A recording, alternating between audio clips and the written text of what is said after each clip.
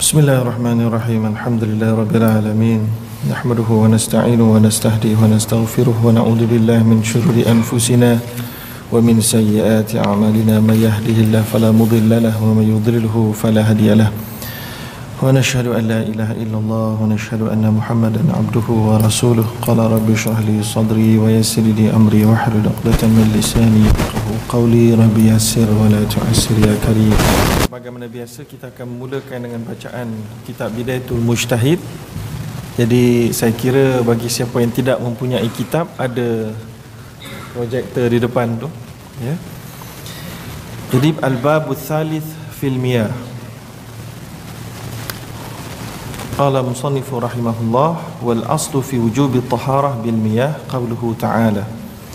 Asal hukum dalam kewajipan bersuci dengan menggunakan air adalah daripada firman Allah, a'udzubillahi minasyaitonir rajim, wa yunazzilu 'alaikum minas samai ma'an liyutahhirakum bih. Yang telah pun wa yunazzil 'alaikum, maksudnya sentiasalah Allah SWT menurunkan ke atas kamu. Wa yunazzil menggunakan fi'lun mudhari' yang membawa penurunan itu sentiasa hingga hari ini, gitu. Minas sama, daripada langit, ya, ma'an air, liyutahhirakum bih. Li itu adalah lam ta'lil. Lam ta'lil adalah merupakan maksud sebab ataupun kerana apa air itu diturunkan. Satu itu sebabnya adalah liyutahhirakum bih, ataupun membolehkan untuk kamu menyucikan diri kamu dengannya. Dengannya itu, nya itu, bihi itu nya, hi itu nya dhamir itu kembali kepada air, ya. Itu dalam suratul Anfal ayat yang ke-11. Dan kemudian Allah juga berfirman, falam tajidu ma'an fatayammamu sa'idan tayyiba. Dan apabila kamu tidak mendapati air, maka bertayamumlah kamu dengan tanah yang baik, tanah yang bersih. Jadi di sini juga menunjukkan air diperlukan untuk menyempurnakan sucian. Wa ajma'a al-ulama ala anna jami'a anwa'il miyah tahiratun fi nafsiha mutahhiratun li ghairiha illa ma'al bahr. Para ulama telah pun bersepakat, ijma' ulama telah pun termeterai bahawa semua jenis air adalah suci pada dirinya sendiri. Suci, bersih, maknanya pada dirinya sendiri. Mutahhiratun li ghairiha, dan boleh menyucikan yang lain, boleh membersihkan yang lain. Ia bersih dan boleh membersihkan. Illa ma'al bahr, kecuali air laut sahaja yang ada discussion sikit, yang ada perbincangan. Fa inna fihi khilafan fi sadril awal syadhan, kerana dalam bab ma'ul bahr ini ada sedikit khilaf di peringkat awal-awal lagi, iaitulah daripada para ulama salafus salih lagi. Wahum mahjujuna bi tanawul ismil ma'il mutlaq lahu, yang mana ada yang mahjujun, iaitulah dia macam marjuh lah. Marjuh ni pendapat yang tak kuat, mahjuj pendapat yang ditolak, pendapat yang dibantah. Yang mana mereka semua itu dibantah apabila dengan mengatakan air laut itu masuk di dalam ta'rif air mutlak atau tidak masuk. Air laut, ma'ul bahar itu masuk atau tidak masuk. Maka pembantahan itu berlaku dalam bab itu. Mereka yang bantah kata air laut tak masuk di dalam nama air mutlak. Ada pula kata masuk, apa pula tak masuk pula. Gitu maksud dia. Yang pertama, kerana nama tu sendiri, ya, bila sebut air kopi, dia air mutlak tak? Dia dah diidhafahkan, dia dah disandarkan kepada kopi, maka dia bukan lagi air mutlak. Air mutlak dia air, full stop, ya. Sebab yang kedua, wabil athari alladhi kharrajahu Malik wa huwa qawluhu alaihi salatu wassalam. Dan juga dengan sebab adanya satu yang dikeluarkan adalah kata Nabi SAW, huwa tahuru ma'uhu al-hillu maitatuh. Nabi kata huwa tahur. Tahur itu baris atas, bukan tuhur, tapi tahur. Tahur itu pada sifat masdar, kata nama, tahur. Dan tahur ini juga adalah maksudnya satu nama yutahhar, satu benda yang dibersihkan dengannya. Air lah, air ataupun air itu biasanya lah. At-tahur itu maksud Nabi adalah benda yang boleh membersihkan dengannya. Benda tu boleh membersihkan. Maka Nabi jawab, at-tahuru ma'uhu, bersih airnya. Airnya, nya tu kembali kepada apa? Ini nak kena tahu asbab urud hadis. Jadi dalam ayat Quran dia ada asbabun nuzul, dalam hadis dia asbabul wurud. Apa konteksnya? So konteks yang Nabi sebut penting untuk kita faham betul-betul apa yang Nabi nak maksudkan.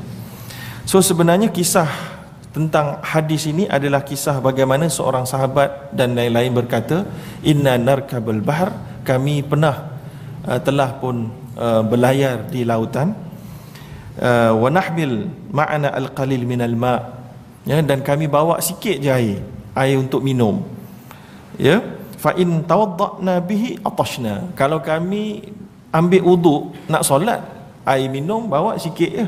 Kalau kami ambil wuduk dengan air yang kami bawa, kami akan kedahagaan. Tahu? Kedahagaan, kehausan nanti. So afa natawadda mimma il bahr, maka para sahabat ni bertanya kepada Nabi, bukan Nabi ikut sekali dia, ni dah berlaku, lepas tu dia tanya, ya. Maka dia tanya Nabi, adakah kami boleh berwuduk dengan air laut? Maka Nabi pun menjawab, huwa tahuru ma'uhu al-hillu maitatuh. Itu dia. Hadis ini jawapan kepada konteks tadi. Dan jawapan Nabi ini telah pun dikaji oleh para alim ulama salafus salih, dan mereka cukup mengagumi jawapan Nabi ini dan menjadikan dia satu gaya Nabi. Kata, gaya Nabi ini apa? Antaranya adalah jawami'ul kalim. Satu perkataan Nabi membawa maksud yang pelbagai, iaitulah menjawab lebih daripada yang diperlukan. Bukan diperlukan, lebih daripada soalan yang disoal, supaya menghilangkan segala keraguan. Maka Imam Az-Zarqani menyebutkan ini adalah aslun min usulil Islam talaqathul ummatu bil qabul.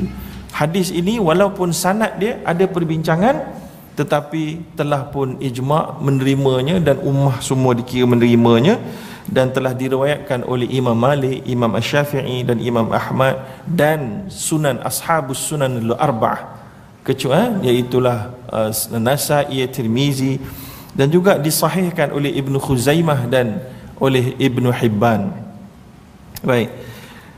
Dan kemudian Ibnu Mulaqqin pula berkata bahawa hadis ini merupakan aslun min usulit taharah fil Islam.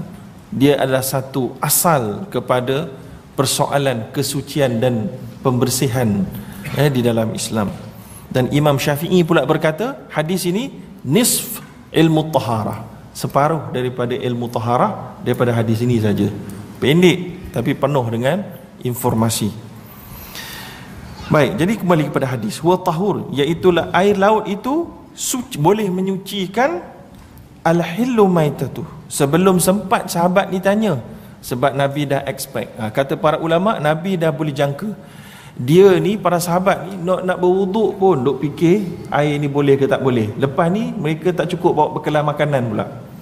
Lepas ni mesti nak tanya pula, boleh makan ke? Tak sempat tanya, Nabi jawab dah. Tu dia. Tak sempat tanya, Nabi terus jawab. Apa-apa saja yang mati dalam lautan itu boleh dimakan. Tapi ada pendapat yang pelik, kan? Padahal para ulama faham daripada hadis ini, apa-apa binatang yang tak boleh hidup di luar lautan, hidup di lautan je, dan dia mati dekat situ boleh makan. Tapi ada orang mati lemas boleh makan? Jangan. Itu dah jalan sesat, tuan-tuan. Dia mati kat laut, al-hillu maitatuh. Mati bangkai di dalam laut, mati boleh makan lah.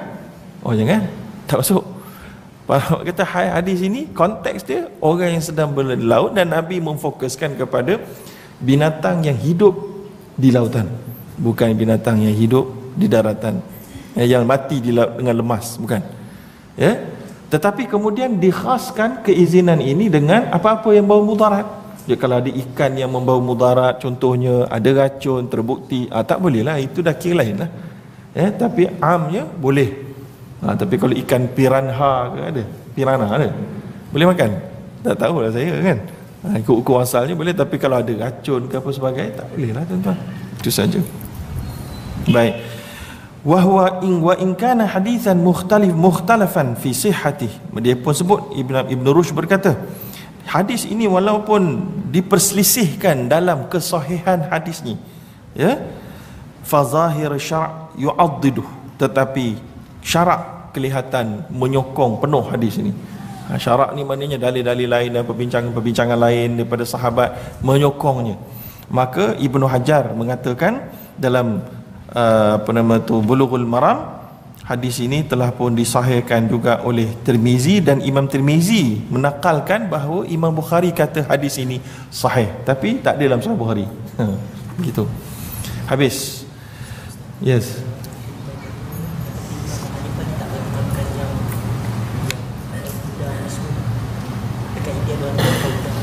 Itu cerita lain. India, dekat India yang tak makan udang dan seumpamanya, itu ada sebab-sebab lain lah. Itu sebab-sebab Syiah dan seumpamanya. Dia ada sumber-sumber dia yang berbeza. Sebab tu kalau ada orang kata kalau nak tahu orang tu Syiah, jamukan dia sotong dengan udang. Kalau dia tak mau makan, Syiah. Tapi jangan tu generalize gitu. Orang Gaut kan sian juga. Orang Gaut pun tak makan juga. Tuan baik.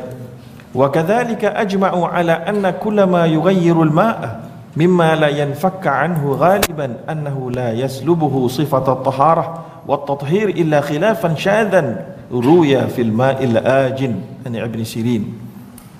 Dia kata telah pun ijma' di kalangan ulama bahawa semua benda yang mengubah air mimma la yanfakka anhu, maksud dia lam yatajazza, mimma la yanfak, maknanya mimma lam yatajazza, dia tak berpisah dengan air, dia benda tu memang sentiasa biasa dengan air.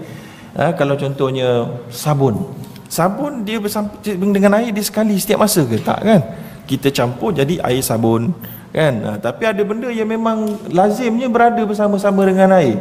Contohnya ada lumut-lumut sikit, ada contohnya air yang bila dia duduk lama, kadang-kadang ada macam nipis, macam apa nama dia, nipis warna hijau atas dia tu. Ya, orang kata macam najis, dia bukan najis. Dia macam lumut ke apa benda ke atas tu. Yang itulah. Dan macam-macam benda lain lah. Mungkin ada tar sikit, mungkin ada tanah sikit, macam ada pasir sikit. Ini benda-benda yang mimma la yanfakan tu ghaliban, biasanya tak akan terpisah daripada air. Ya. Maka dan dia ni pula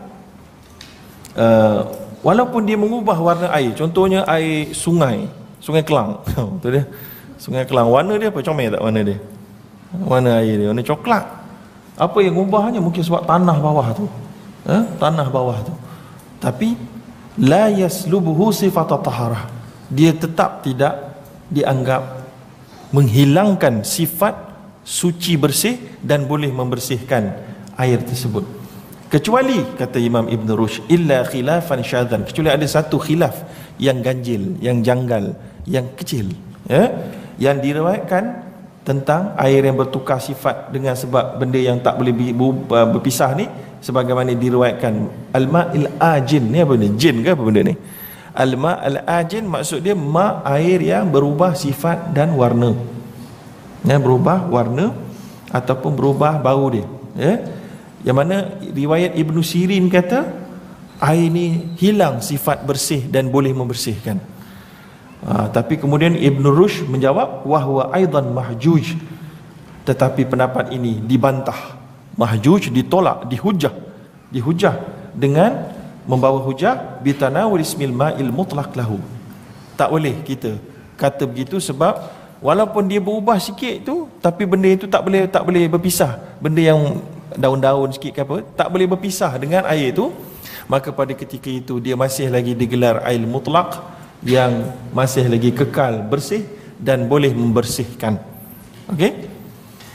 Okay, itu persepakatan yang pertama kata Imam Ibn Rushd. Sebelum dia cerita perbezaan, dia cerita persepakatan dulu. Kan bagus gitu. Kan? Itulah dia sifat yang baik kita kena ada dalam penuntut ilmu dan masyarakat awam. Sebelum bergaduh, cari dulu ada tak sifat yang boleh bersama. Itulah disebut oleh Hasan Al-Banna, kan? Apa nama tu? Nata'awan fi ma ittafaqna wa nata'adzar fi ma ikhtalafna.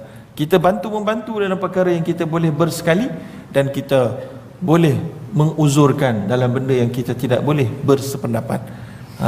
Agree to disagree. Tapi inilah dia model yang kita nak dalam minda kita.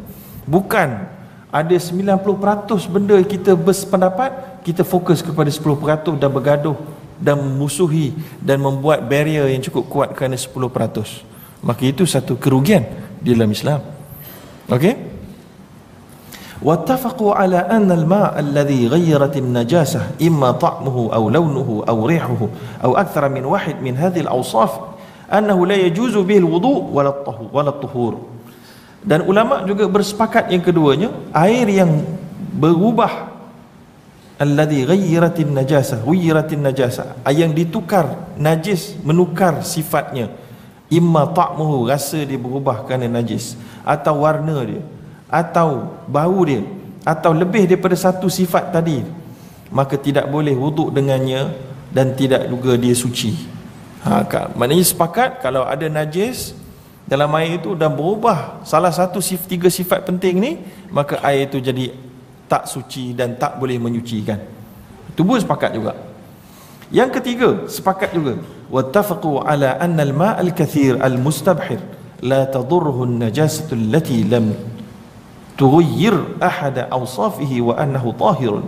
Fa hadha ma ajma'u alayhi min hadha al-bab. Sepakat juga air yang banyak, yang mustabhir, yang melimpah-limpah, tidak akan mampu dimudaratkan oleh najis. Kalau ada najis jatuh dekat air laut, air sungai, tak boleh jadi apa-apa. Sebab, dan khususnya lam tughayyir ahada awsafi, sifat dia yang tiga tu, warna, bau, tidak berubah langsung. Wa annahu tahir, dan ia tetap menjadi air yang suci.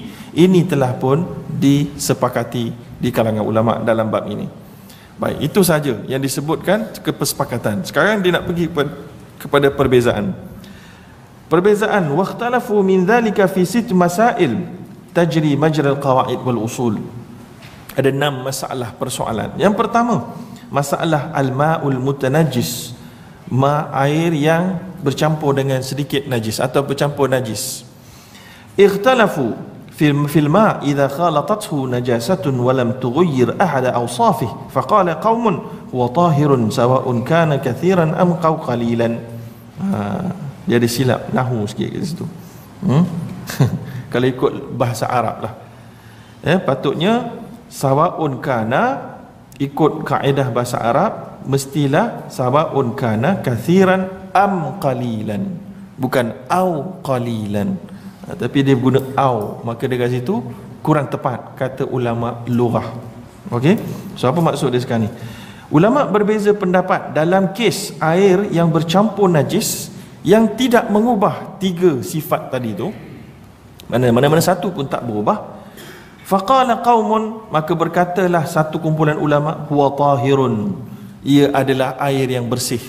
Sebab campur najis tapi tak berubah mana-mana tiga, salah satu di antara tiga sifat, warna, bau dan rasa, maka tetap dia suci, sama ada banyak ataupun sikit. Mana air itu sikit pun masih lagi, tak cukup 2 kolah pun masih lagi bersih. Itu pendapat ulama yang pertama.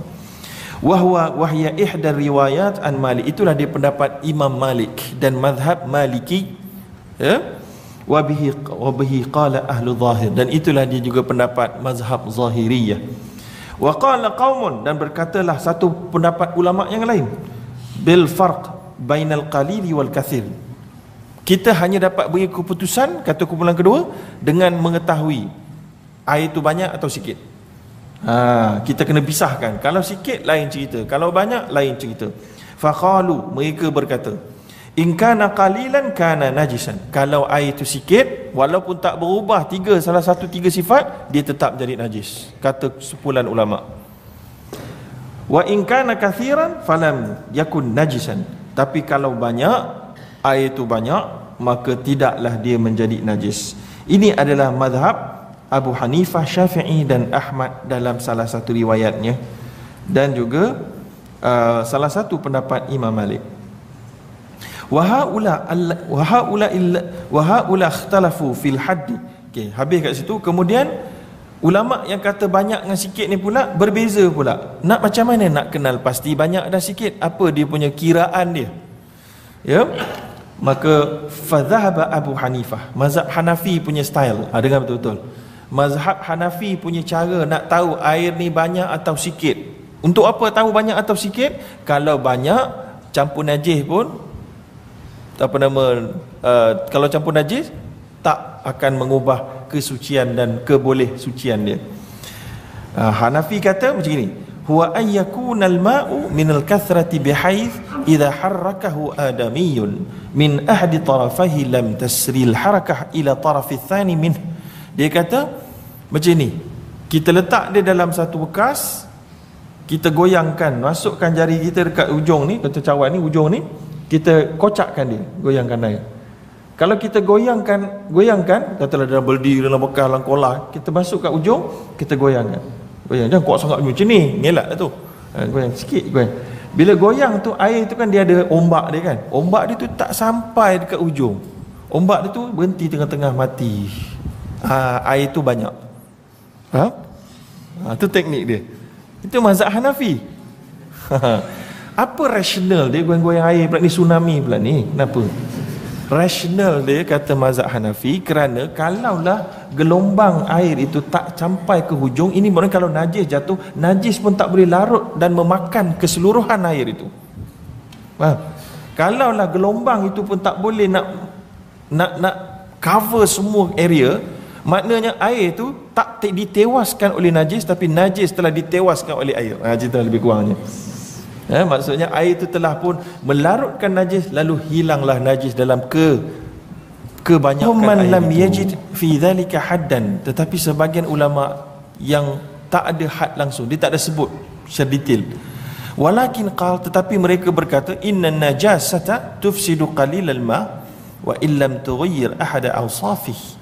Wa hadha aidan marwiyun an Malik wa bihi qala baqiyatul a'immah.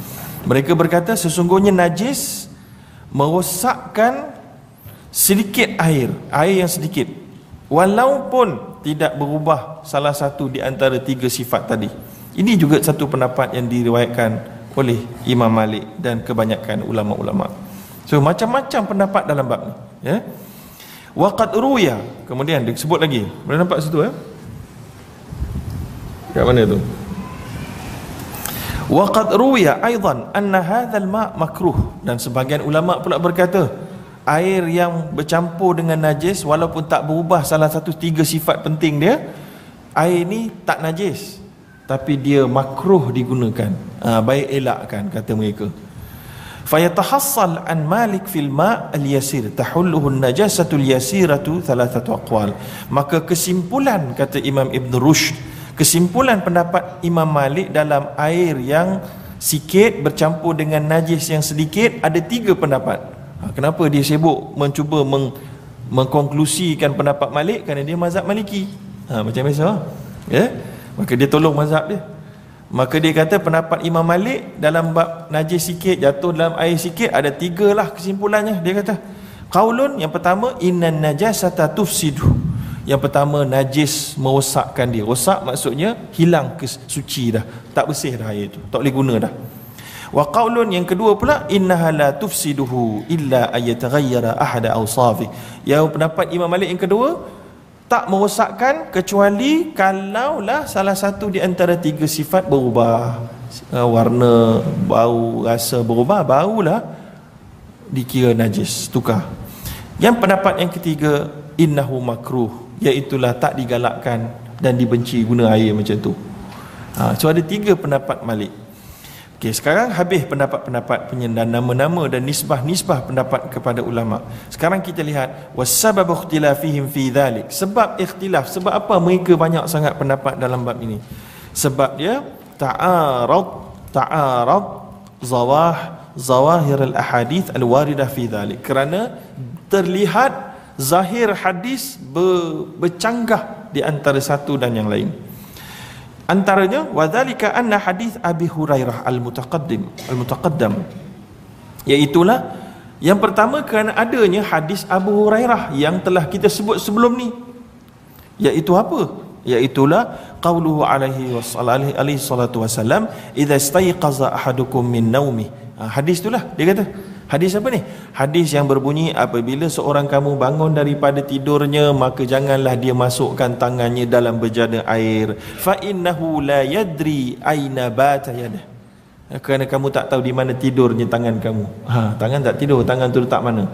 Kan?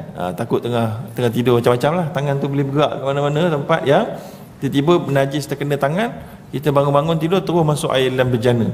Habis. Maka hadis itu cerita dia apa? Yufham min zahirihi anna qalilan najasah yunajjis qalilal ma. Dia kata daripada hadis ini boleh dipahami oleh sebagian ulama bila Nabi kata jangan masukkan tangan dalam bejana air. Bejana tu air tu biasanya apa? Sikit airnya, betul? Najis yang ada pada tangan pun biasanya sikit, tu tak? Takkanlah bangun-bangun penuh najis tarik, takkanlah banyak sangat pula kan. Mestilah sikit. Kalau mungkin terkencing sikit ke terpegang, maka kena sikit, ya. Maka daripada hadis ini bila Nabi kata jangan, maksud dia maknanya sikit najis, kena air sikit tak boleh. Sebab tu Nabi larang. Tu dia apa? Ulama faham. Ulama-ulama faham gitulah. Patut tak boleh. Sebab tu sebagian ulama kata najis air yang sikit, kena najis yang sikit. Itu hadis yang pertama, jangan habis lagi. Ini hadis kumpulan pertama yang menyebut bahawa najis sikit, kena air sikit jadi najis. Yang kedua, hadis daripada Abu Hurairah al-Thabit. Al-Thabit maksudnya yang sabit lah, yang sabit periwayatannya daripada Nabi SAW berkata, la yabulanna ahadukum fil ma'id daim. Janganlah seseorang kamu kencing. Yabulanna, jangan sesekali, maksud dia. Jangan sesekali seorang kamu kencing di dalam air yang daim, yang tidak bergerak. Air yang tidak bergerak, air yang berhenti. Yang dalam riwayat lain sebut alladzi la yajri, yang tidak mengalir. Kalau yang mengalir macam air sungai, bolehlah kencing dalam air sungai, berjalan. Tapi jangan kencing dekat dalam telaga contohnya. Dalam perigi contohnya, Thumma yaghtasil, kemudian lepas dah kencinglah air yang tak bergerak tu, kemudian mandi pula dengan air tu. Tak boleh. Bila Nabi kata tak boleh dan jangan, maknanya ini boleh merosakkan air itu punya kesucian. Itu yang dipaham. Fa innahu yuhimu bi zahirihi, disebutlah hadis tu, disebut oleh Ibn Rushd. Maka oleh kerana itu difahami dengan zahir hadis itu anna qalilan najasah yunjis qalilul ma, iaitulah sedikit najis boleh mengotorkan sedikit air. Boleh faham Kemudian wa kadzalika ma warada inda Muslim, dan begitu juga hadis-hadis yang dipetik, direkodkan oleh Imam Muslim dan Abu Daud, minan nahyi, larangan daripada wuduk dan juga mandi junub menggunakan air yang tidak mengalir. Ya, ada larangan. Jadi kalau tuan-tuan nak mandi junub, jangan pakai air kolah yang tak cukup 2 kolah. Contoh ada air baldi di dalam bilik air. Nak mandi junub pakai air dalam baldi. Sebab risiko ada najis jatuh dalam tu, dikira tak boleh. Sebab sedikit najis merosakkan sedikit air. Maka kalau pergi ke toilet ada baldi kecil, mandi pakai air dalam tu. Larangan. Bila larangan, ulama faham ini maknanya sedikit najis merosakkan sedikit air. Habis. Itu kumpulan yang pertama punya hadis. Semua nampak matching. Tapi tengok-tengok ada hadis lain nampak tak matching pula. Mana hadisnya? Dia bawakan. Yang pertama, wa amma hadis Anas. hadis daripada Anas bin Malik berkata, hadis ini diriwayatkan oleh Bukhari dan Muslim, anna a'rabiyan qama ila nahiyatin minal masjid, seorang Arab badui kampung datang ke masjid, fabala fiha, tiba-tiba dia kencing dekat tepi masjid tu, dalam masjid, ya, fasaha bihin nas, maka orang-orang ramai turun mencerit dia, marah, marah. Faqala Rasulullah sallallahu alaihi wasallam, dan Rasulullah pun berkata, da'u, biar dia habis. Falamma faragha, bila dia habis kencing, amara Rasulullah sallallahu alaihi wasallam bidhanubim ma'i fasubba ala bauli, kemudian Nabi pun suruh ambil sebekas air dan jiruskan kepada kencing itu, maka selesai. Daripada hadis ini dikatakan oleh Ibn Rushd, fa zahiruhu, zahirnya sedikit najis tidak merosakkan sedikit air. Sebab apa? Najis tadi kencing, kes sedikit lah, dan air zanub, ada satu cedokan saja. Tidak, maknanya satu cedokan berjaya mengatasi najis. Maknanya kali ni nampak macam sedikit najis tak berjaya mengotorkan sedikit air. Begitu. Idh ma'lumun anna dhalikal mawdi' qad tuhhir min dhalikal dhanub, kerana dia ketahui bila mana dijirus air itu, tempat itu telah pun bersih. Maknanya air yang sedikit membersihkan tempat najis yang sedikit. Pula dah, tadi macam lain, ni macam lain. Dan ada hadis yang kedua pula menyebut, hadis Abi Sa'id Al-Khudri berkata, dikeluarkan oleh Abu Daud dan juga Tirmizi, dan dianggap sahih oleh Imam Tirmizi. Imam Tirmizi kata hadis yang hasan, Imam Ahmad kata hadis yang sahih. Yang mana hadis ini, Abu Sa'id Al-Khudri berkata, aku dengar Nabi berkata, aku mendengar dikatakan kepada Nabi SAW, innahu yustaqa min bi'rin buda'ah wa ahya bi'run yulqa fiha luhumul kilab wal maha'id wa adhiratun nas. Ya, ditanyakan kepada Nabi, boleh tak ambil air daripada telaga yang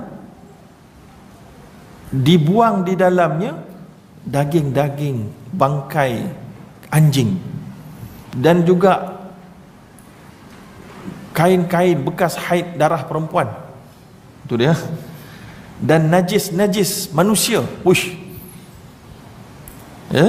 Maka Nabi pun menjawab, innal ma' la yunajisuhu syai'un. Sudah, sesungguhnya air itu tidak dinajisi oleh apa jua.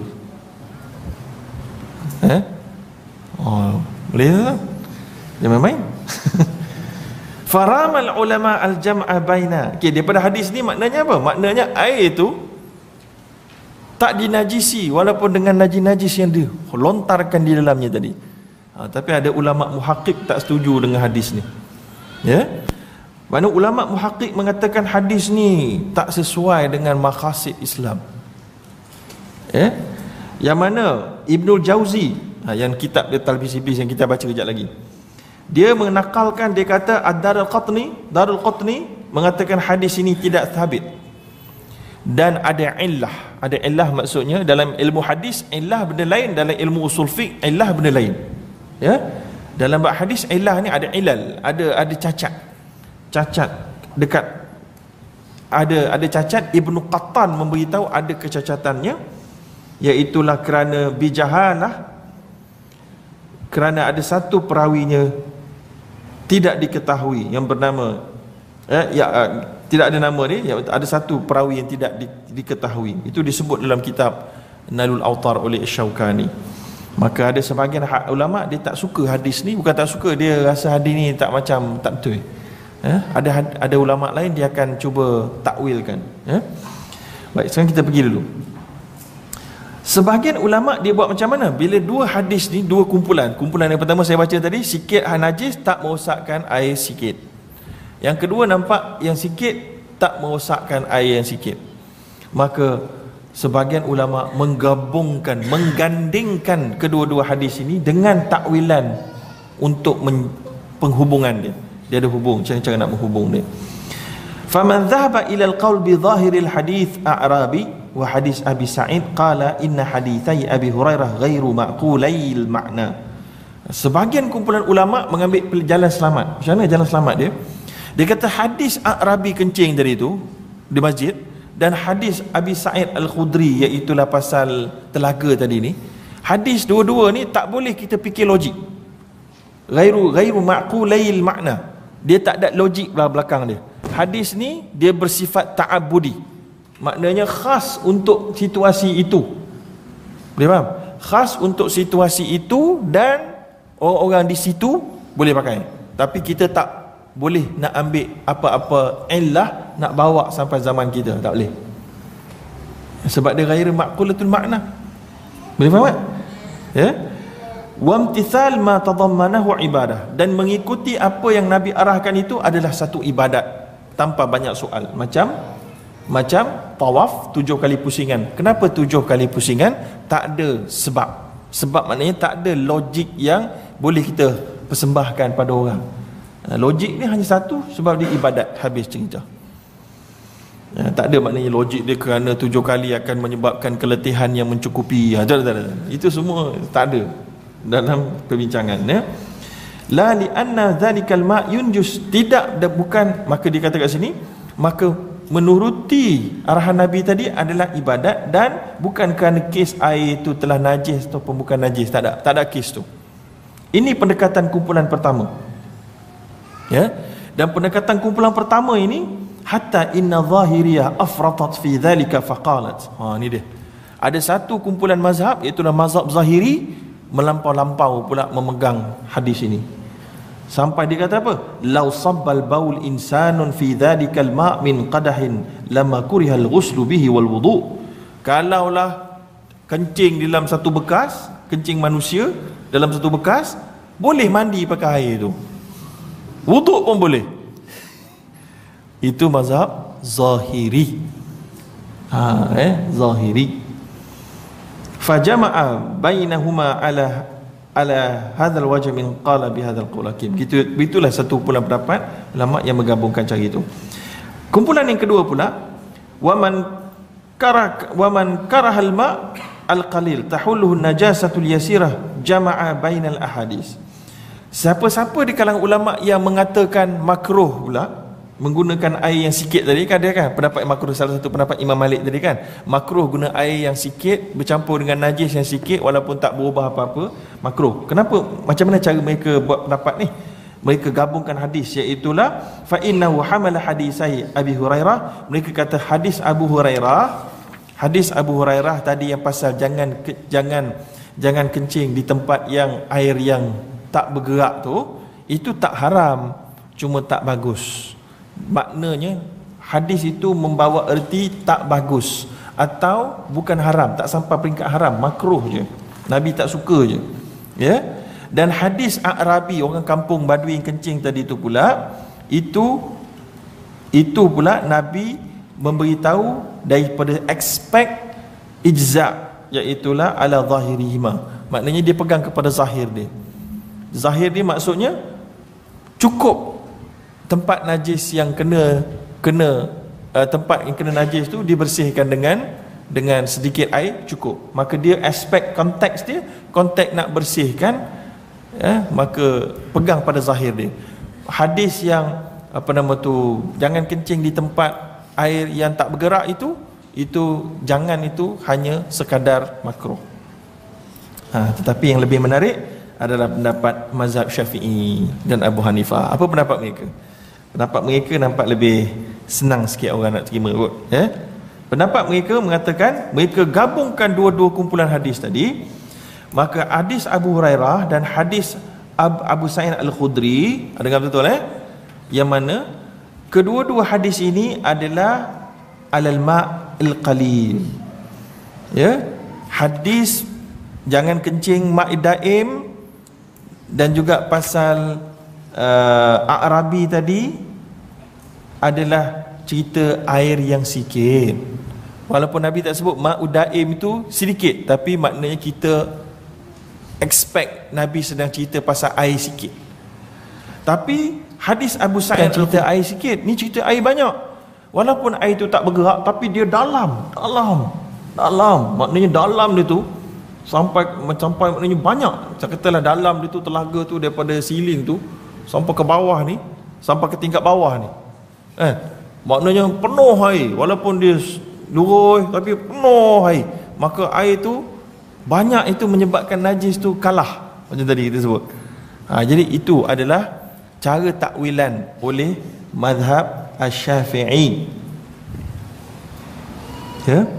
Ada satu lagi hadis yang mana ada seorang sahabat duk tanya, ada tikus mati di dalam satu bekas. Boleh tak gunakan air dalam bekas tu? Kan? Kat dalam Facebook ada gambar tikus di bawah kobis, kan? Tapi tak mati lagi. Okey lah. Dia tikus tu tak mati, tapi orang mati sebab kencing tikus bahaya, ya. Maka Nabi berkata, menjawab kepada soalan sahabat yang kata boleh tak gunakan air yang ada tikus mati dalamnya, in kana jamidan fa'alquh wa ma haulah. Nabi kata kalaulah air tu, bukan air, liquid tu adalah yang bentuk macam jamidan, bentuk macam apa macam agar-agar macam tu, dikeras, ada ais ke kan, potong tikus tu tepi-tepi tu, okey, boleh pakai. Tepi tu boleh pakai. Wa in kana ma'ian fala taqrabu. Tapi kalau dia liquid, dia cair, jangan pakai. Tapi kena confirm lah, masa tikus tu mati dia cair ke beku. Kalau dia mati masa tu dia cair, atau lepas tu boleh beku, jangan makan juga. Tapi lebih jelas selamatnya jangan makan langsung, tuan. Ni zaman-zaman dulu ni betul-betul terdesak, mereka ni hidup dalam keadaan sangat sukar, maka sentiasa nak tahu detail. Zaman kita ni taklah sukar sangat, walaupun GST akan naik, GST akan kena, dia belum sukar tahap ni lah rasanya. Kemudian warada fi hadis Abdullah bin Umar an abih, datang daripada hadis Abdullah bin Umar daripada bapanya. Bapanya siapa? Abdullah bin Umar, siapa bapa dia? Daripada Umar Al-Khattab. Dikeluarkan oleh Abu Daud dan Tirmizi dan dianggap sahih oleh Ibn Hazm. Rasulullah ditanya tentang air yang sering dimasuki oleh binatang buas, wa ma yanubuhu minas sibai wad dawab. Maksud dia ada air yang binatang buas selalu berenang-renang kat situ.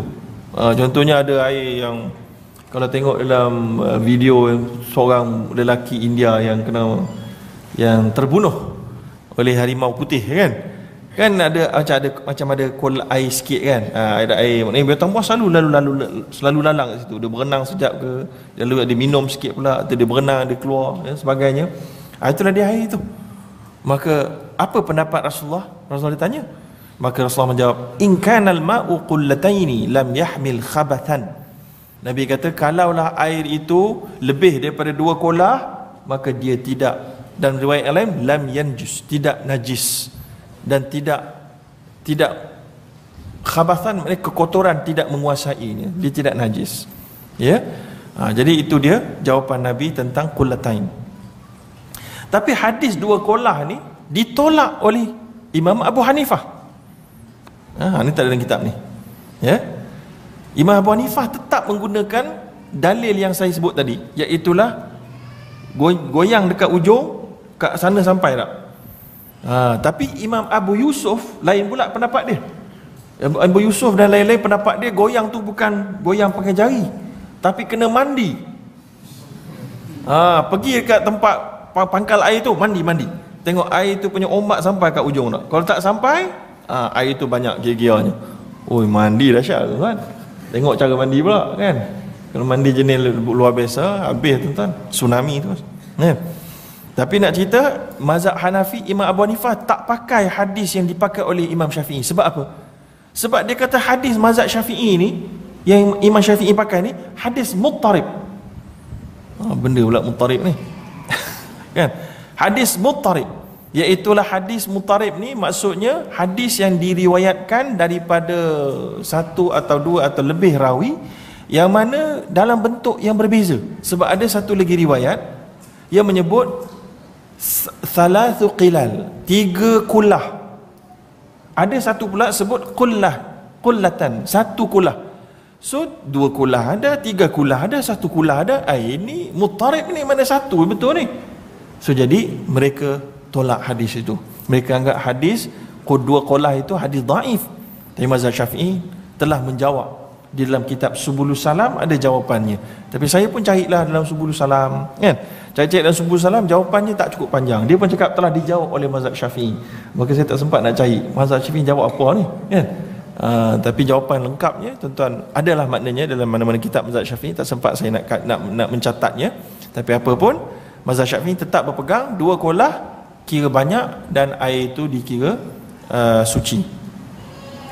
Imam mazhab Hanafi yang saya sebut tadi disebut ni min jihatil qiyas, wa dhalika annahu tabara sarayanin najasah, iaitulah dia mengambil iktibar pergerakan najis. Najis tu boleh bergerak ke tak boleh bergerak dalam seluruh air dengan pergerakan air, dengan pergerakan air itu, ya. Dengan yang tadi lah, fa idza kana al-ma' bihayth yazunnu anna an-najasa la yumkinu fi an tasri fi jami'i fal ma'u tahir. Dan apabila dijangka najis itu tak mampu untuk berpecah lalu menguasai ke seluruh air, maka air itu tetaplah suci. Itulah mazhab Hanafi. Lakinna man dhahaba hadaini al-madhhabaini fa hadithul a'rabi mashhur mu'aridun lahu wala bud, falidhalika laja'at asy-syafi'iyyah ila an farraqat baina wurudil ma' 'ala an-najasah wa wurudiha 'ala al-ma', faqalu inna warada 'alayha al-ma', ani menarik, in warada 'alaiha al-ma' kama fi hadithil a'rabi lam yanjus, wa in waradatin najasatu 'ala al-ma' kama fi hadithi Abi Hurairah najus. Ini dia mazhab Syafi'i. Bijak lagi, lebih bijak lagi dan lebih melihat dalam lagi sikit. Dia kata dia bezakan air. Dari hadis yang tadi kita confuse kan, hadis tentang bangun tidur jangan letak tangan dalam air yang berjana. Kemudian yang ini jadi najis sebab beza hukum di antara najis letak dalam air dengan air letak atas najis. Faham tak? Contoh ada satu air, satu bejana, kita letak najis atas tu, pum, jatuh. Air tu jadi najis walaupun sikit. Kata mazhab Syafi'i. Sebab sikit lah, kalau 2 kulah tak ada masalah. Walaupun tak berubah sifat, kata mazhab Syafi'i. Tapi kalau najis yang sikit dekat tanah, dekat kapet, dekat kursi, dekat lantai, kita letak air yang sikit dalam satu cawan, satu bekas, kita letak dengan sikit-sikit, juzuk-juzuk, genjis-genjis, buang-buang sikit, kesimpulan kita gunakan mungkin suku cawan saja, maka itu dikira air itu jatuh di atas najis, berbeza dengan najis jatuh di atas air. Bila air jatuh di atas najis, dikira suci walaupun sikit. Tapi kalau najis jatuh dalam air sikit, habis dia makan air itu. Boleh faham itu dia mazhab Syafi'i punya ijtihad. Wa qala jumhurul fuqaha hadha tahakkum. Tetapi sebahagian besar ulama fuqaha ataupun ulama fiqh berkata, ada banyak terjemahan tahakkum, nak kata apa ini bijak ke, ini ditolak ke, ada belaka menterjemahkan walahu idza tu'mila wajhum minan nazar. Dan ada satu ada dia dalam bahasa Arab dia kata ada fihi nazar ataupun wajhun nazar, ada logiknya lah di situ. Dia kata kalau diteliti pendapat itu ada logiknya lah, dia kata, wa dzalika annahum innama saru ila al-ijma' ala anna an-najasata al-yasirah la tu'athir fil ma'il kathir idza kana al-ma'ul kathir bihayth yatawahham anna an-najasata la tasri fi jami'i ajza'i wa annahu yastahilu, maksud dia kat sini yatahawwalu ainuha inil ma'il kathir, wa in kana dhalika kadhalik fala yabun anna qadaran ma' min al-ma' law hallu qadarun ma' min an-najasah lasarrat fihi lakana najisan. Dia kata pendapat ijma' mengatakan najis yang sedikit tidak, telah ijma' najis yang sedikit tidak memberi kesan kepada air yang banyak.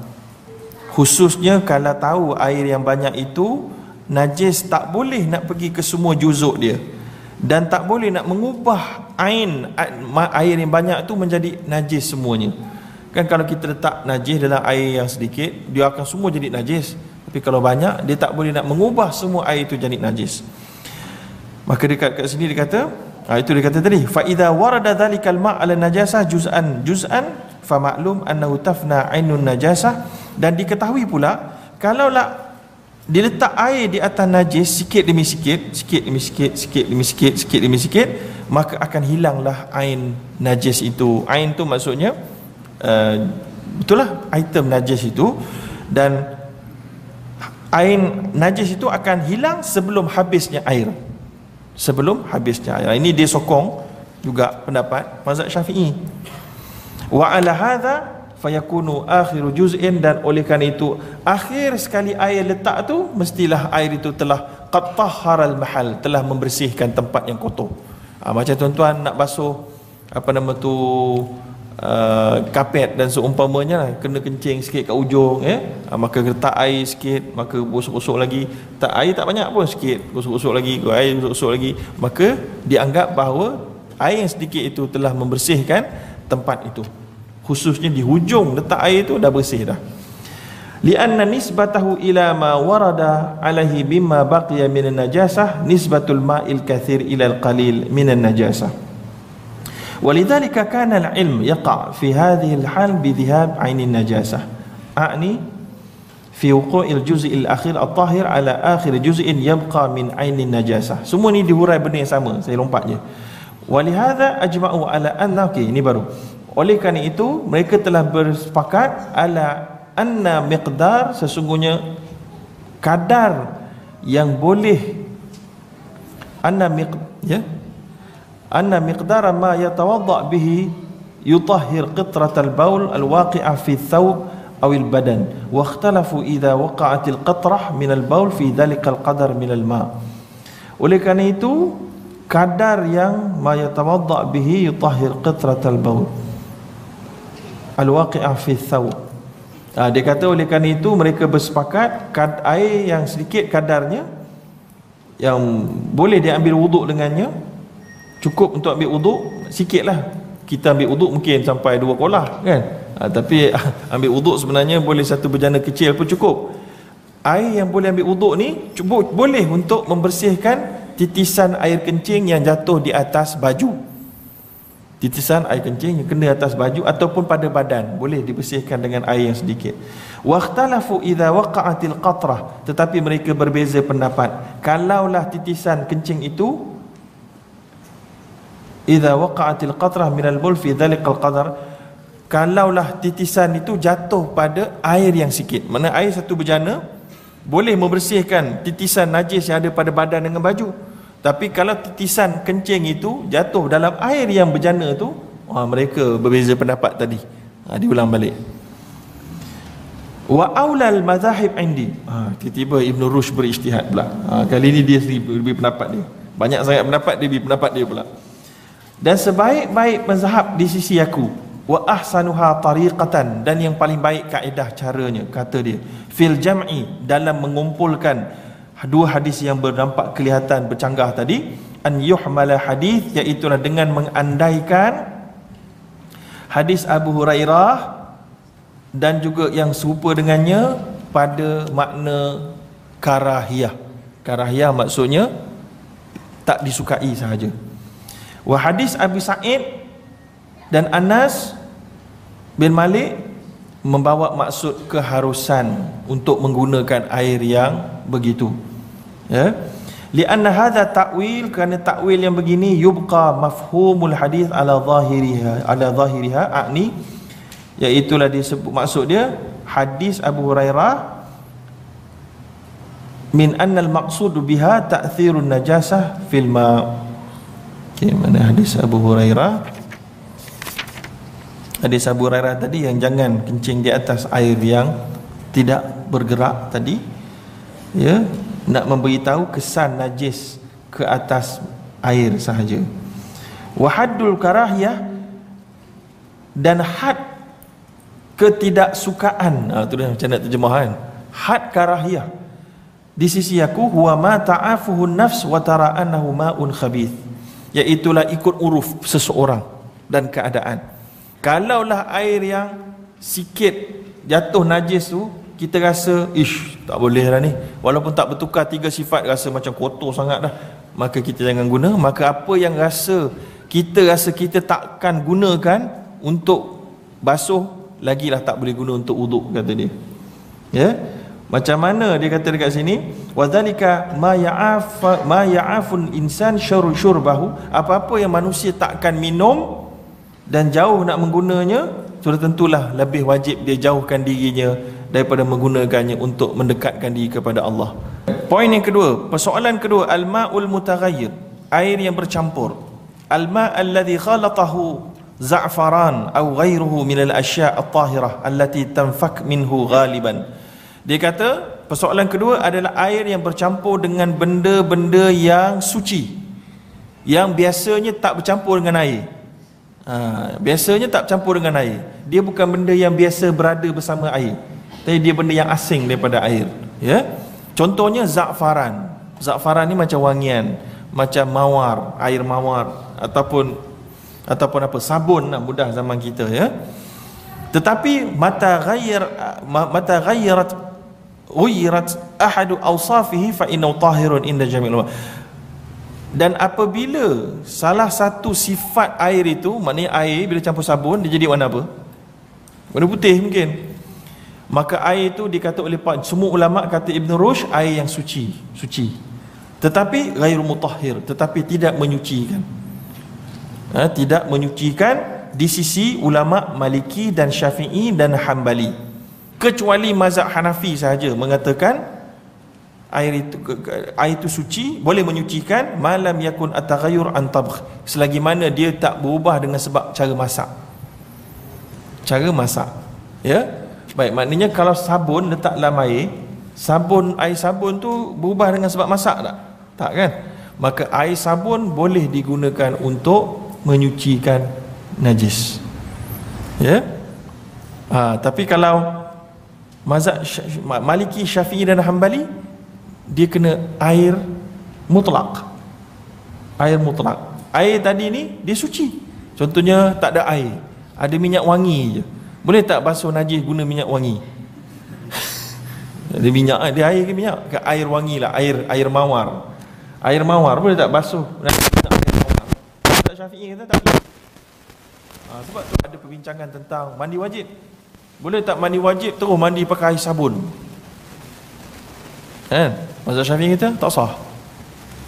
Macam mana maksud mandi wajib pakai air sabun? Nak kena tahu. Tuan-tuan letak sabun kat badan, kemudian air itu pun pancut. Itu air sabun ke, mandi pakai air sabun ke tak air sabun? Itu tak air sabun. Air sabun ni tuan-tuan letak dalam bathtub, buat air sabun. Okey, mandi wajib. Itu air sabun. Okey. Tapi kalau tuan-tuan letak sabun kat badan, kemudian pasang apa nama tu? Shower tu, itu pakai air mutlak. Air mutlak tu membersihkan badan, campur dengan sabun, campur dengan najis hadas tadi. Jadi selamat. Dia jangan tu, air mandi dengan air sabun. Tak, air sabun tu masuk dalam bathtub tadi tu. Itu kes dia. Tapi itu pun masih lagi sah kalau ikut mazhab Hanafi. So jadi janganlah pergi menakutkan orang. Aku tahu kau dah 3 tahun kau mandi pakai air sabun. Tak sah ikut 3 mazhab. Mazhab Hanafi je sah. Ambil mazhab Hanafi sudahlah. Jangan nak menakutkan orang. Sampaikan tak sah 3 tahun dah solat tak sah maknanya. Tak boleh gitu. Kita idza daqal amr tasa' disebut dalam kaedah fiqh.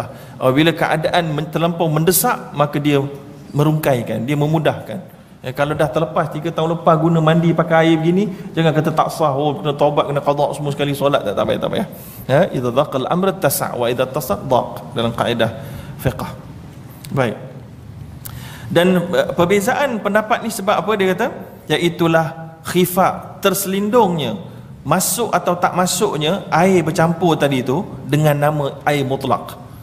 Nampak ni, nama air mutlak tu bila bercampur dengan air mawar ke dengan ni, masuk tak nama dia air mutlak? Itu pun dibincangkan oleh para ulama.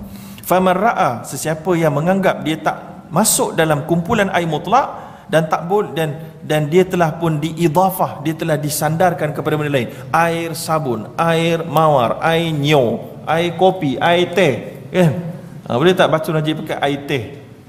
Dah tak ada air sangat. Contohnya tengah minum kopi, masuk toilet, itu air buka tak ada air kopi je ada. Oh, bukan kopi je lah.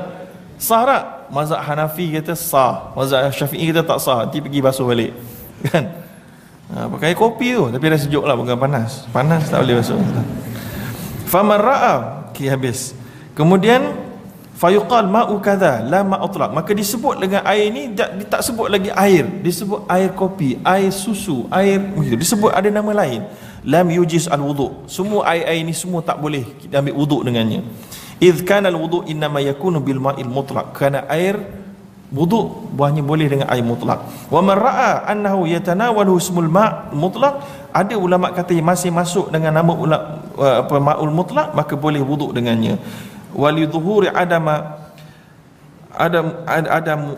walidhuhuri adami tanawul ismil ma' lil ma'il matbukh ma'a syai'in tahir ittafaqu ala annahu la yajuzul wudu'. Dan zahirnya tak masuk lagi dalam nama air bila air itu telah dimasak. Contohnya sop. Itu sop tu mazhab Hanafi pun tak boleh.